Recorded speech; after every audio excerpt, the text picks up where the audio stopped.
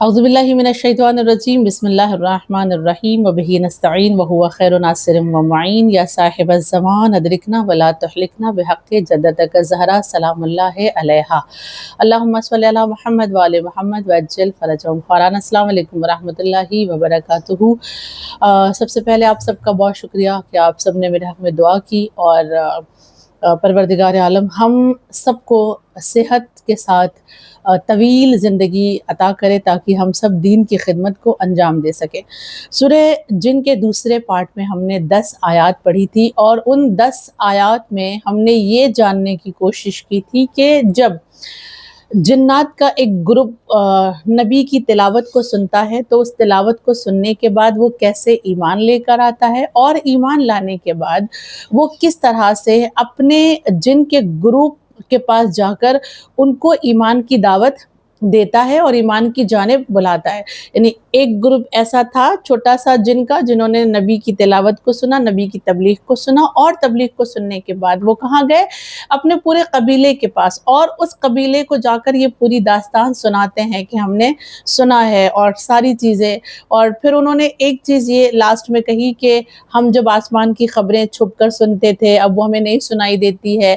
تو شاید اس کا یہ ایک ریزن ہے کہ اللہ نے اپنے نبی کے ذریعے سے قرآن کی تمام آسمانی باتیں قرآن میں دے دی ہیں اور ہمیں پہنچا دی ہیں، اس لیے اب ہمیں آسمان کی خبریں جو ہم چھپ کر سنتے تھے وہ سنائی نہیں دیتی ہیں۔ ٹھیک ہے، یہ ساری چیزیں انہوں نے بتائی، اور پھر وہ یہ کہہ رہے تھے کہ ہم ایمان لے کر آئے ہیں، تم بھی ایمان لے کر آؤ۔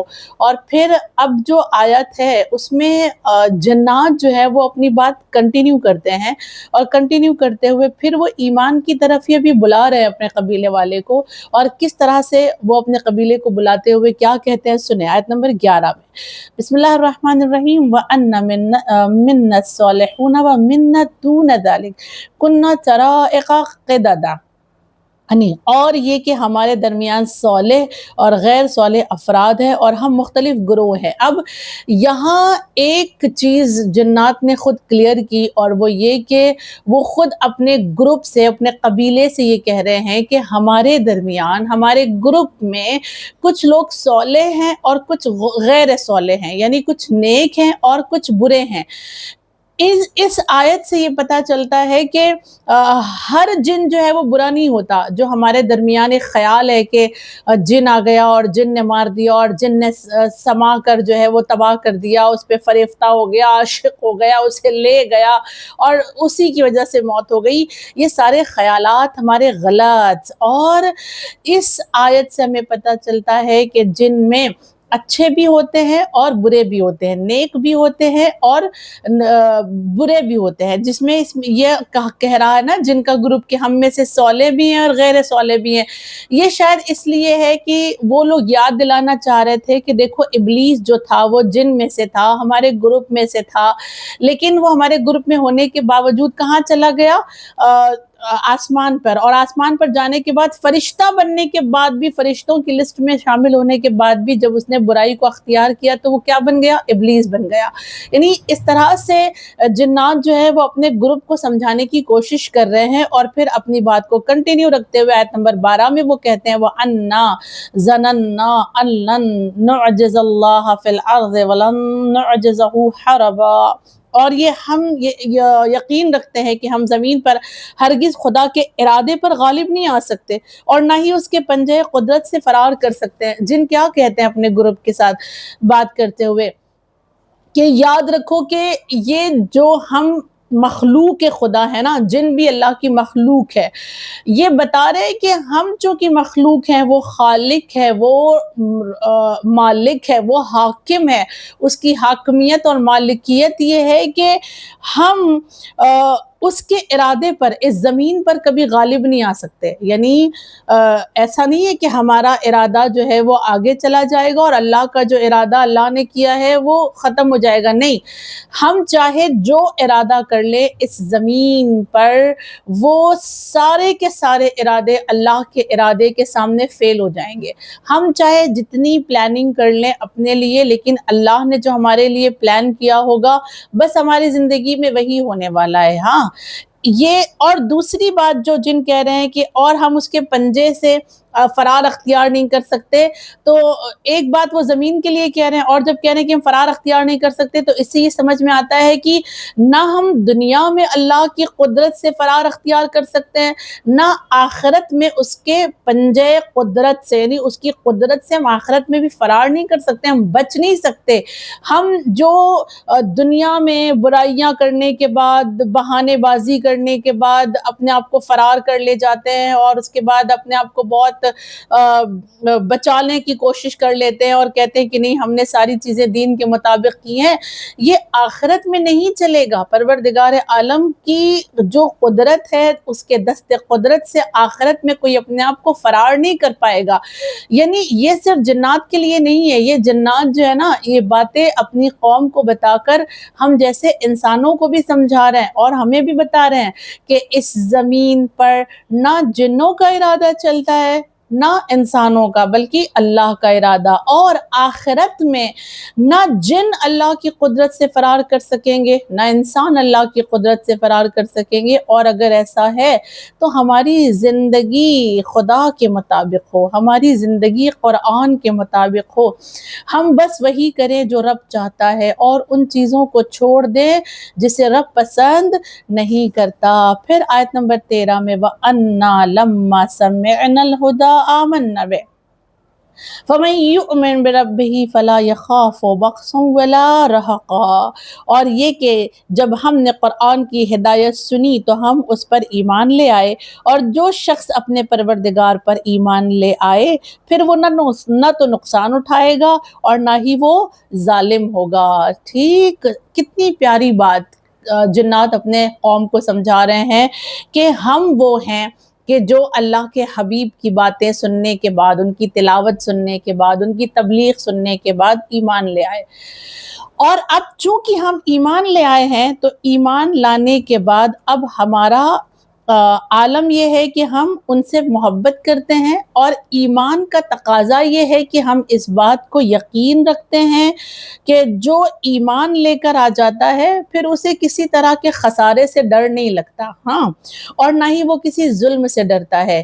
ایک بار اگر ایمان میں استقامت آ جائے، ایک بار اگر ایمان ڈٹرمائن ہو جائے تو انسان کسی نقصان سے نہیں ڈرتا، انسان کسی ظلم سے نہیں ڈرتا۔ بہترین مثال ہمارے سامنے کربلا کی موجود ہے۔ کربلا کی سرزمین پر یہ جو 72 قربان ہو گئے، یہ 72 نقصان سے ڈر رہے تھے۔ کسی کے دل میں یہ خوف تھا کہ بیوی کو چھوڑ دوں گا تو بیوی کیسے جیے گی؟ کوئی اس بات سے ڈر رہا تھا کہ میرے بعد میرے بچوں کا کیا ہوگا؟ نہیں، انہوں نے نقصان سے اپنے آپ کو بری کر لیا تھا۔ یعنی ہم کسی نقصان سے نہیں ڈرتے کیونکہ ہمارا ایمان کامل ہو گیا ہے۔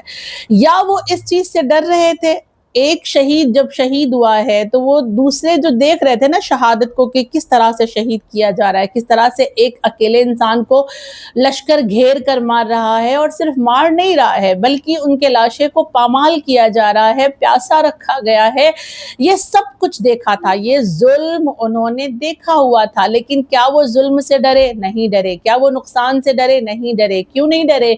اس لیے کہ ان کا ایمان کامل ہو چکا تھا، اس لیے کہ وہ ایمان کی راہوں پر استقامت کے ساتھ کھڑے تھے۔ یہی اس آیت میں جنات سمجھا رہے ہیں کہ اگر انسان کا اور جنات کا ایمان کامل ہو جائے، ان کے پاس ایمان مکمل طور سے آ جائے تو وہ نہ دنیا کے کسی نقصان سے ڈرتے ہیں اور نہ سامنے والے کے کسی ظلم سے ڈرتے ہیں۔ یہ بہت خوبصورت بات سمجھانے کی کوشش کی جا رہی ہے۔ اور اگر ہم دنیا کے کسی نقصان سے ڈر رہے ہیں، اگر ہم کسی طرح کے ظلم سے ڈر رہے ہیں، تو اس کا مطلب یہ ہے کہ ابھی ہمارا ایمان ویسا نہیں ہے جیسا ہونا چاہیے۔ ہاں، اور اس کے بعد کیا کہا جنات نے اپنی قوم سے؟ آیت نمبر 15 میں وَأَمَّا الْقَاسِطُونَ فَكَانُوا لِجَهَنَّمَ حَطَبًا، اور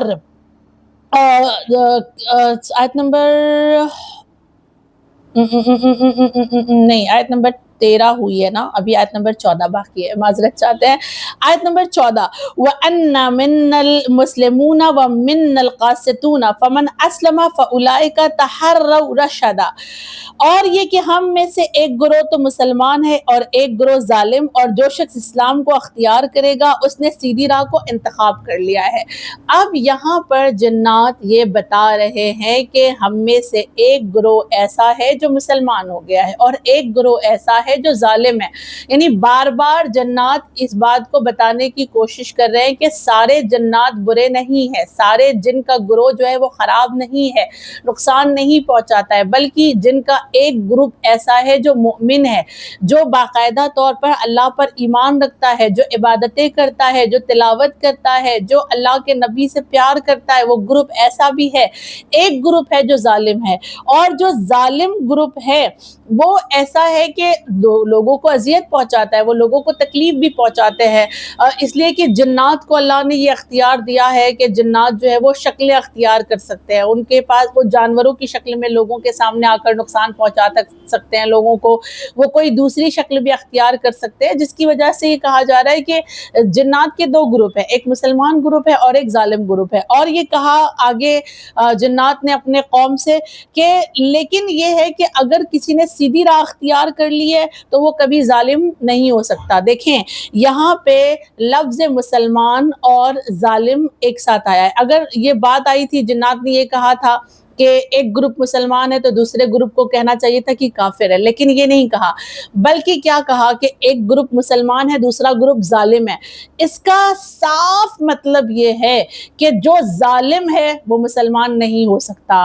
یہ آیت بہت خوبصورت ہمیں انداز سے سمجھا رہی ہے کہ مسلمان ہرگز ظلم نہیں کر سکتا, مسلمان کبھی ظالم نہیں ہو سکتا, اس لیے کہ مسلمان کے اپوزٹ ورڈ یہاں پر ظالم کے طور پہ استعمال کیے گئے ہیں. اور یہ کہا جا رہا ہے کہ جو راہ سیدھی اختیار کر لے, جو مسلمان کی راہ پر, اسلام کی راہ پر آ جائے, وہ کبھی ظلم نہیں کرے گا. شاید یہی وجہ ہے کہ ایک مقام پر مومن اور مسلمان کی پہچان اس طرح سے بتائی گئی.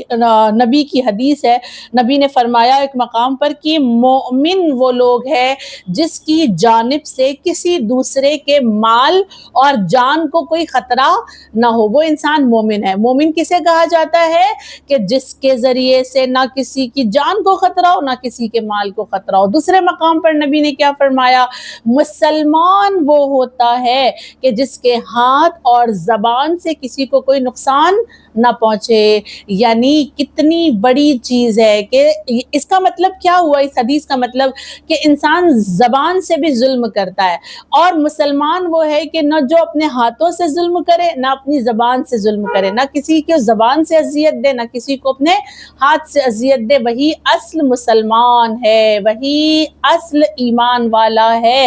اور یہی بات جنات اپنے گروپ سے بتا رہے ہیں کہ جو ایمان لے کر آئے, جو مسلمان گروپ ہے, وہ راہ سیدھی راہ اختیار کر لیتے ہیں. اور اس کے بعد آخر میں آیت نمبر 15 میں یہ کہتے ہیں وَأَمَّا الْقَاسِطُونَ فَكَانُوا لِجَهَنَّمَ حَطَبًا, اور ظالم تو ہے ہی دوزخ کا ایندھن, اور جو ظالم ہوگا وہ دوزخ, نہ صرف یہ کہ وہ دوزخ میں جلے گا بلکہ اس کو ہی دوزخ کی آگ بنا دیا جائے گا, وہ دوزخ کا ایندھن بن جائے گا. وہ اس کو ایز اے لکڑی, جیسے آگ جلانے کے لیے لکڑی کو جلایا جاتا ہے, اسی طرح ظالم کو جہنم کی آگ بھڑکانے کے لیے ایز اے لکڑی اسے یوز کیا جائے گا. یعنی وہ خود آگ بن جائے گا. آگ میں جلنا کجا ایک الگ چیز ہے, اور خود آگ بن جانا.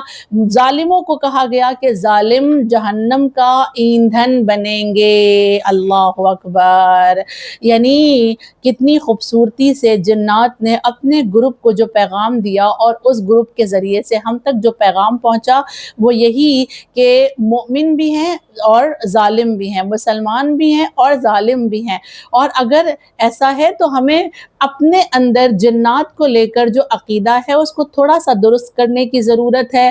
ہر جنات برا نہیں ہوتا, جنات کے اندر بھی اچھے لوگ ہوتے ہیں, اور اچھے جنات لوگوں کو کبھی اذیت نہیں پہنچاتے ہیں. خیر, اب آیت نمبر 16 میں, جو 16 سے لے کر 19 کی جو آیت ہے, اس میں کچھ مفسرین کا یہ عقیدہ ہے کہ یہ آیات یا تو جنات نے ہی کنٹینیو اپنے قوم سے بیان کی ہے، یا تو پھر یہ وہ آیات ہے کہ جو پروردگار عالم جنات کی باتوں کو سن کر کنٹینیو کرتا ہے، یعنی پروردگار عالم نے کہا ہے یہ چیزیں، دونوں چیزیں اس میں ہو سکتی ہیں کہ یا تو جنات کی ہی گفتگو ہے، لیکن لب و لہجہ ایسا بتاتا ہے کہ جنات کی باتوں کو سننے کے بعد پروردگار عالم نے باتوں کو کنٹینیو کیا ہے، اور پھر کچھ چیزیں ہم کو سمجھانے کی کوشش کی جا رہی ہے۔ آیت نمبر 16 میں فرمایا وَأَن لَوِ اسْتَقَامُوا عَلَى الطَّرِيقَةِ لَأَسْقَيْنَاهُم مَاءً غَدَقًا، اور اگر وہ جن و انس ایمان کے طریقے پر استقامت اختیار کریں تو ہم انہیں فراوان پانی سے سیراب کریں گے۔ سبحان اللہ۔ اللہ نے یہاں ایک چیز یہ بتائی ہے کہ جن اور انس دونوں بھی، جنات اور انسان، اگر ایمان کے راستے پر وہ ڈٹرمائن ہو گئے، وہ استقامت کے ساتھ رہے، تو ہم انہیں سب سے پہلا اجر کیا دیں گے؟ ہم انہیں پانی فراوان عطا کریں گے، بہت زیادہ انہیں کثیر تعداد میں پانی دیا جائے گا۔ لفظ پانی ہی استعمال کیوں کیا خداوند کریم نے؟ اس لیے کہ جہاں پہ پانی ہوتا ہے وہاں ہر چیز میں برکت، ہر چیز میں نعمتوں میں زیادتی اور اضافہ ہوتا ہے۔ سارا دار و مدار زندگی کا پانی پر ہی تو ہے۔ پانی ہے تو اناج ہے، پانی ہے تو فروٹس ہے، پانی ہے تو زندگی ہے، پانی ہے تو زمین ہے، پانی ہے تو دھڑکنیں ہیں، وگرنہ پانی نہیں ہے تو کچھ نہیں، یعنی پانی ہی تمام نعمتوں کا ایک مرکز، ایک سینٹر ہے۔ اسی لیے خداوند کریم کہہ رہا ہے کہ ہم اگر تم کو ایمان پر ڈٹرمائن دیکھیں گے تو ہم تمہیں سب سے پہلے کیا چیز دیں گے؟ پانی، فراوان تمہیں پانی عطا کیا جائے گا۔ اور اس کے بعد خدا نے آیت نمبر 17 میں کہا لِنَفْتِنَهُمْ فِيهِ وَمَنْ يُعْرِضْ عَنْ ذِكْرِ رَبِّهِ يَسْلُكْهُ عَذَابًا صَعَدًا۔ مقصد یہ ہے کہ ہم انہیں اس فراوان نعمت کے ذریعے آزمائیں، اور جو شخص اپنے پروردگار کے ذکر سے روگردانی کرے گا تو وہ اسے شدید اور روز افزوں عذاب میں گرفتار کرے گا۔ اللہ کہہ رہا ہے کہ ہم تمہیں ایمان کے بدلے میں بہترین نعمت پانی عطا کریں گے، فراوان نعمت تمہیں ہم دے دیں گے پانی کی شکل میں، اور اس میں بہت ساری نعمتیں شامل ہیں، یعنی صرف پانی پہ اطلاق نہیں ہوتا ہے، اور بھی تمام نعمتوں کو اس میں گنا جا سکتا ہے کہ خداوند کریم تمام نعمتوں کا ذکر کر رہا ہے کہ ہم تمہیں ایمان کے بدلے میں یہ ساری نعمتیں عطا کریں گے۔ اور یہ نعمتیں ہم تمہیں کیوں دیں گے؟ مقصد کیا ہوگا ہمارا نعمتوں کو دینے کا؟ مقصد صرف ایک ہے، تمہاری آزمائش، تمہارا امتحان۔ یاد رہے ایک امتحان اللہ عذاب کے ذریعے سے لیتا ہے، مبتلا کر کے پریشانی میں، مشکلات میں گھیر کے، تکلیفیں دے کر، اور ایک امتحان اللہ لیتا ہے نعمتوں کو دے کر۔ دونوں میں سے جو سب سے زیادہ سخت ہے امتحان وہ نعمتوں والا ہے، یعنی انسان جب نعمتیں حاصل کرتا ہے اور بہت زیادہ نعمتیں اس کے پاس ہو جاتی ہیں تو پھر اس کے اندر بہکنے کے چانسز زیادہ ہوتے ہیں، گمراہ ہونے کے چانسز زیادہ ہوتے ہیں، اسراف کرنے کے چانسز زیادہ ہوتے ہیں، اور پھر وہ بھول جاتا ہے دنیا کی رنگینیوں کو دیکھ کر، رب کی یاد سے غافل ہونے کے بھی چانسز زیادہ ہوتے ہیں۔ اسی لیے خدا کہہ رہا ہے کہ ہم تمہیں آزمائیں گے، کس طرح سے؟ نعمتیں دے کر، ہم تمہیں فراوان دولت دے کر تمہیں آزمائیں گے، اور آزمانے کے بعد پھر کیا کریں گے؟ تمہاری آزمائش کیا ہوگی کہ ہم تمہیں یہ ساری نعمتیں دے دینے کے بعد دیکھیں گے کہ تم ذکر الہی کرتے ہو یا نہیں کرتے ہو، اور اگر تم نے نعمتوں کے حاصل کرنے کے بعد ذکر الہی سے منہ پھیرا اور تم روگردانی کر گئے، ذکر الہی تم نے نہیں کیا، اللہ کے ذکر سے تم پیچھے ہٹ گئے، تو پھر ہم تمہیں کیا کریں گے؟ شدید شدید عذاب میں گرفتار کریں گے، اور یہ عذاب بھی کیا ہوگا؟ ایک طرح سے امتحان۔ لیکن دونوں امتحانات میں جو امتحان سخت امتحان ہے وہ دولتوں کا، وہ نعمتوں کا، لہٰذا اگر اللہ نے ہمیں کسی طرح کی کوئی نعمت دی ہے، ہاں جیسے مثال، میں اپنی مثال دوں، مثال میرے پاس بولنے کی نعمت ہے نا، تو اس نعمت کا اگر میں نے صحیح استعمال نہیں کیا، یہ ایک آزمائش ہے، یہ ایک امتحان ہے کہ اگر میرے پاس بولنے کی نعمت ہے تو میں یہ کہاں کہاں پر بولوں، کس مقام پہ بولوں، اور کتنا بولوں، کیسے بولوں، وگرنہ اگر بولنے کی نعمت کا غلط استعمال کیا اللہ عذاب میں مبتلا کرے گا۔ کسی کے پاس مال ہے بہت زیادہ، وہ مال بھی اس کے لیے آزمائش ہے، کسی کے پاس صحت ہے، وہ صحت بھی اس کے لیے آزمائش ہے، کسی کے پاس بہت پراپرٹیز ہے، وہ پراپرٹیز اس کے لیے آزمائش ہے، کسی کے پاس حسن ہے، حسن بھی آزمائش ہے۔ خداوند کریم امتحان لیتا ہے، اور جو اس امتحان میں روگردانی کرے، ذکر الہی سے منہ موڑ لے، پھر اس کے ساتھ کیا کرتا ہے اللہ؟ کہتا ہے میں شدید عذاب میں گرفتار کروں گا، اور وہ بھی کیا ہوگا؟ ایک امتحان۔ اب جو آیت نمبر 18 آنے والی ہے اسے بہت توجہ کے ساتھ سنیں، بہت امپورٹنٹ آیت ہے۔ خدا کہتا ہے وَأَنَّ الْمَسَاجِدَ لِلَّهِ فَلَا تَدْعُوا مَعَ اللَّهِ أَحَدًا، اور یہ کہ مساجد خدا ہی کے لیے ہیں، ان مسجدوں میں خدا کے علاوہ کسی کو نہ پکارو۔ ہاں، مساجد سے کیا مراد ہے؟ سب سے پہلے ہم یہ دیکھیں گے مساجد کسے کہتے ہیں۔ مساجد کہتے ہیں سجدہ کرنے کی جگہ، یعنی جہاں پر بھی، جس مقام پر بھی، جس مکان میں بھی، جس مسجد میں یا جس امام بارگاہ میں سجدہ کیا جاتا ہے، خدا کی عبادت کی جاتی ہے، اسے کیا کہا جائے گا؟ مساجد۔ اور ان مساجد میں سب سے اعلیٰ، سب سے افضل، سب سے بلند مسجد مسجد الحرام۔ سبحان اللہ، اللہ ہم سب کو جانا نصیب کرے۔ مسجد الحرام میں سب سے زیادہ اعلیٰ اور باعظمت سجدے کیے جاتے ہیں۔ خوب، اب ان مسجدوں کو، مساجد کے اور بھی بہت سارے مصداق ہیں، یعنی اور بھی مطلب لیے گئے ہیں، اور بھی معنی بیان کیے گئے ہیں کہ مساجد اور کن چیزوں کو کہا جاتا ہے۔ تو سب سے پہلے یہ کہا گیا کہ جہاں جہاں بھی سجدہ کیا جائے وہ ساری جگہ کیا ہے؟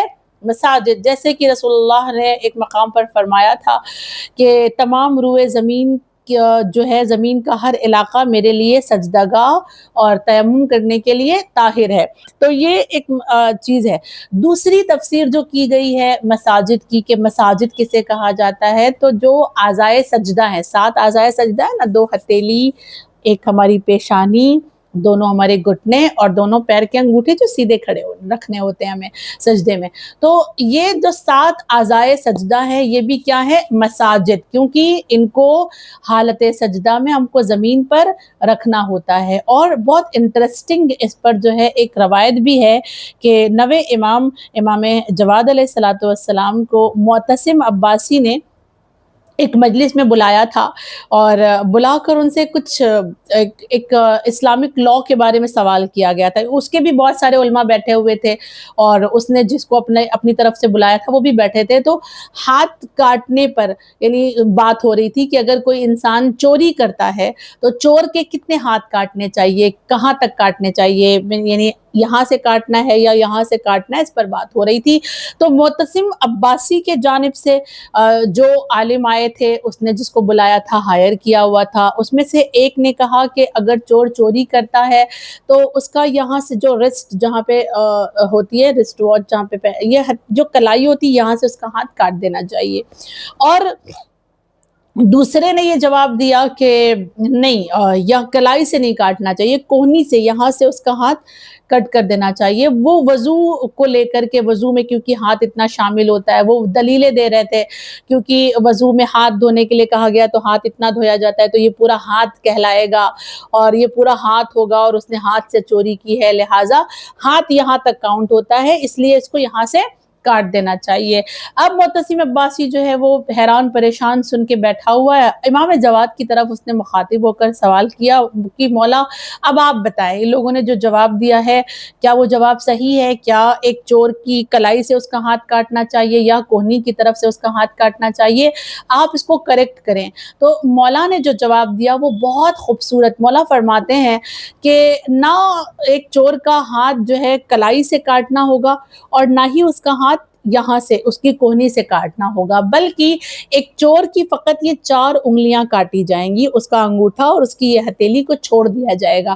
یہ ہتھیلی اور اس کا انگوٹھا اس لیے چھوڑا جائے گا، یہ انگلیاں اس لیے کاٹی جائیں گی کیونکہ اس نے چوری کی، یہ حد ہے چوری کی، اور یہ ہتھیلی اس کی اس لیے چھوڑی جائے گی کیونکہ اعضائے سجدہ ساتھ ہے، اور ہتھیلی سجدہ کرنے کا ایک پارٹ ہے۔ کیونکہ یہ سجدہ کرنے کی ایک ضروری چیز ہے، ضروری اعضاء ہے، اس لیے اسے نہیں کاٹا جا سکتا۔ اور پھر مولا نے سورہ جن کی آیت نمبر 18 کی تلاوت کی، اور تلاوت کرنے کے بعد مولا نے کہا کہ مساجد خدا کے لیے ہے، یہ مساجد اللہ کے لیے ہیں۔ یہ ہتھیلی کو مساجد کہا گیا کیونکہ یہ سجدہ کرنے کے لیے کام آتی ہے نا، تو مولا نے کہا یہ ہتھیلی، یہ پیشانی، گھٹنے اور پیر کے انگوٹھے مساجد کہلاتے ہیں، اور یہ صرف اللہ کے لیے ہیں۔ اسی لیے چور کی ہتھیلی کو نہیں کاٹا جا سکتا، صرف 4 انگلیوں کو۔ سبحان اللہ، کتنی پیاری باتیں اور کتنی خوبصورتی سے اہل بیت سمجھاتے تھے کہ ایک انسان سمجھ میں آ جائے نا ایک انسان کو، کہ جب اللہ نے کہہ دیا کہ مساجد اللہ کے لیے اور ہتھیلی سے سجدہ کیا جا رہا ہے تو ہتھیلی کو کیسے کاٹا جا سکتا ہے نا۔ لہٰذا مولا نے بتایا کہ مساجد یعنی ان اعضاء کو بھی مساجد کہا جائے گا۔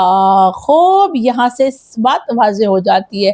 اور ایک تیسرا جو احتمال دیا گیا، تیسری تفسیر جو مساجد کی بتائی گئی ہے وہ یہ کہ مساجد اسی سجدے کو کہا جاتا ہے۔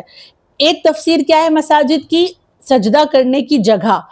ایک تفسیر کیا ہے مساجد کی؟ سجدہ کرنے کے اعضاء۔ ایک تیسری تفسیر کیا ہے؟ خود سجدہ، بذات خود سجدہ کیا ہے؟ مساجد ہے، جو کس کے لیے ہے؟ صرف اللہ کے لیے۔ اور مساجد جب اللہ کے لیے ہے تو پھر مساجد میں اللہ کے علاوہ اور کسی کا ذکر، کسی کا تذکرہ، کسی کی باتیں نہیں ہونی چاہیے۔ ہاں خوب، رکنا پڑے گا نا یہاں پہ چند لمحے کے لیے، اسے غور سے سنیں۔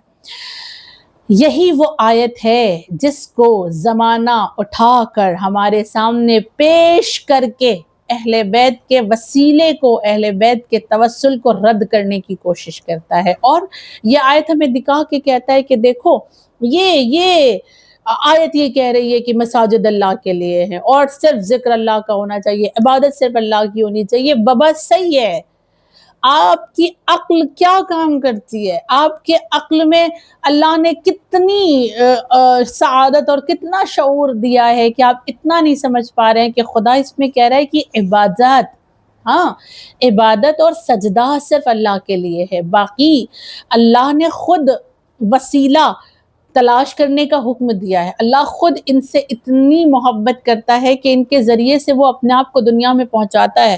تو اس آیت کو لے کر کوئی اس بات پر کنفیوز نہ ہو جائے کہ ہاں دیکھو قرآن بھی تو کہتا ہے کہ مساجد صرف اللہ کے لیے۔ ہاں بے شک اللہ کے لیے، سجدہ صرف اللہ کے لیے، سجدہ کسی غیر خدا کے لیے جائز نہیں ہے، یعنی کسی کو معبود سمجھ کر، کسی کو مالک سمجھ کر اس کے سامنے سجدہ نہیں کیا جا سکتا، ٹھیک ہے؟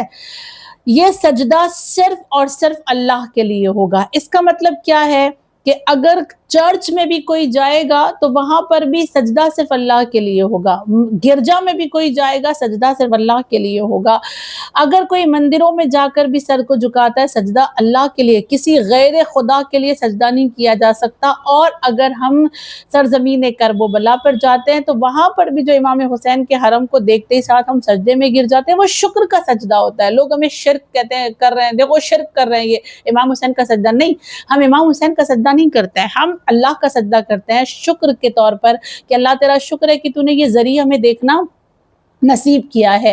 ایک وہ سجدہ ہوتا ہے، اور ایک تعظیم، ہم امام حسین کی تعظیم میں خود کو جھکا دیتے ہیں، وہ ایک الگ معاملہ ہے، وہ ایک الگ مسئلہ ہے۔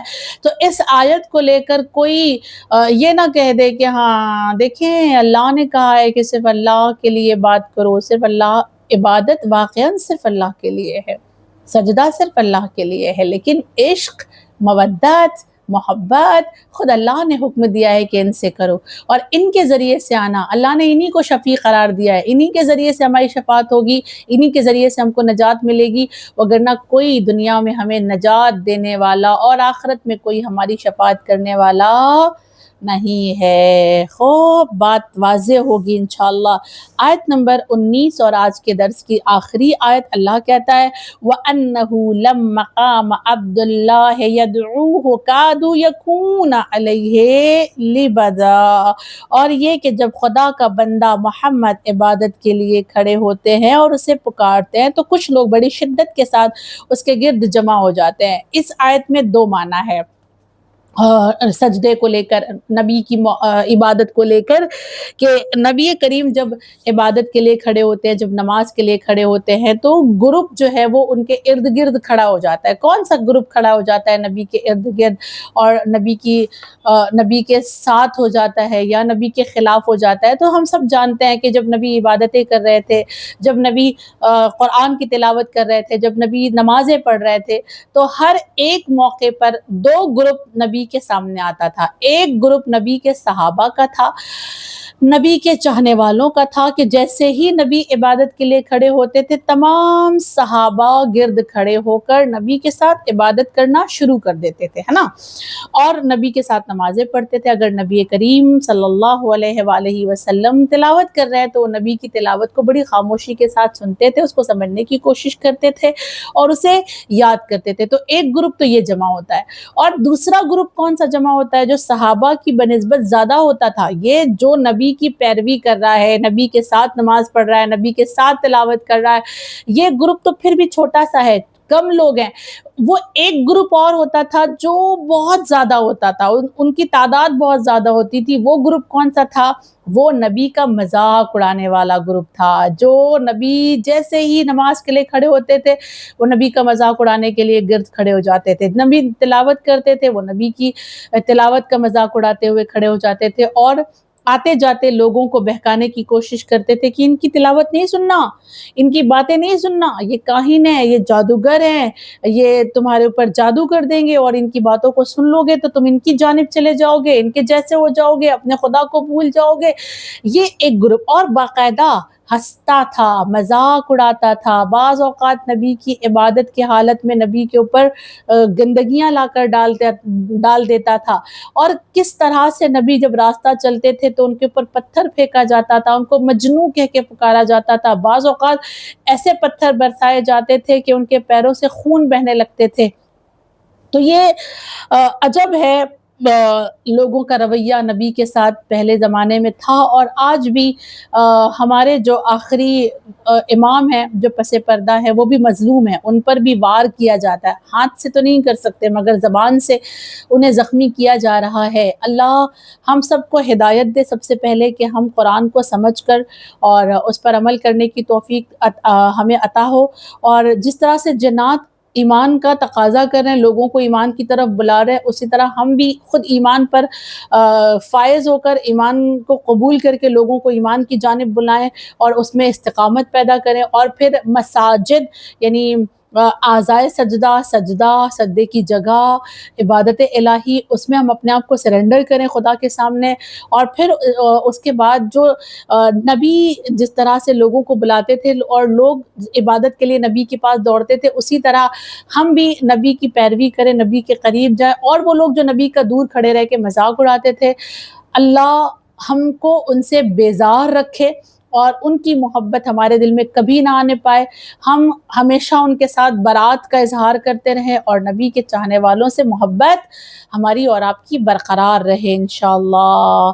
وآخر الدعوانا ان الحمد للہ رب العالمین، اللہم صلی علی محمد وعلی محمد وعجل فرجهم، بسم اللہ الرحمن الرحیم، الحمد للہ رب العالمین الرحمن الرحیم مالک یوم الدین، ایاک نعبد وایاک نستعین، اهدنا الصراط المستقیم صراط الذین انعمت علیہم غیر المغضوب علیہم ولا الضالین، بسم اللہ الرحمن الرحیم، قل هو اللہ احد اللہ الصمد لم یلد ولم یولد ولم یکن له کفوا احد، بسم اللہ الرحمن الرحیم، قل هو اللہ احد اللہ الصمد لم یلد ولم یولد ولم یکن له کفوا احد، بسم اللہ الرحمن الرحیم، قل هو اللہ احد اللہ الصمد لم یلد ولم یولد ولم یکن له کفوا احد، ان اللہ وملائکته یصلون علی النبی ایھا الذین آمنوا صلوا علیہ وسلموا تسلیما، اللہم صلی علی محمد وعلی محمد وعجل فرجهم۔ سورہ فاتحہ، سورہ اخلاص اور درس قرآن مجید کا نذرانہ چہردہ معصومین بارہ امام پنجتن پاک شہیدان کربلا، شہدان کربلا و یتیمان کربلا کی بارگاہ اقدس کو ہدیہ کرتے ہیں۔ اس کے طفیل میں جو بھی ثواب و جملہ مرحوم مؤمنین والمؤمنات، تمام علماء، تمام شہداء، تمام مجتہدین اور خصوصاً جو لوگ ہمیں سنتے ہیں ان کے تمام مرحومین جن کی جانب سے کلاس آرگنائز کی جاتی ہے ان کے تمام مرحومین کی ارواح کو بخشیں خداوند کریم واسطہ نبی علیہ السلام کا، مرحومین کے گناہ کبیرہ و صغیرہ کو معاف فرما، مرحومین کی مغفرت فرما، مرحومین کے درجات کو بلند فرما، مرحومین کو جوار حسین میں جگہ عنایت فرما۔ پروردگار عالم تجھے تیرے قرآن کا واسطہ ہمیں ظالم لوگوں میں شمار نہ کرنا، جو مظلوم ہیں ان کی حمایت فرما، جو ظالم ہے اگر وہ ہدایت کے قابل نہیں انہیں نیست و نابود فرما۔ دنیا چاروں طرف سے ظلم و جور سے بھر چکی ہے خداوند کریم، بڑی حسرت سے ہم کعبے کی جانب دیکھتے ہیں کہ امن و امان کو پیدا کرنے والے امام کا ظہور ہوگا۔ خداوند کریم امام زمان کے ظہور میں تعجیل فرما، ہمیں ان کے آوان و انصار میں شمار فرما۔ وآخر الدعوانا ان الحمد للہ رب العالمین۔ اللہم صلی علی محمد وعلی محمد۔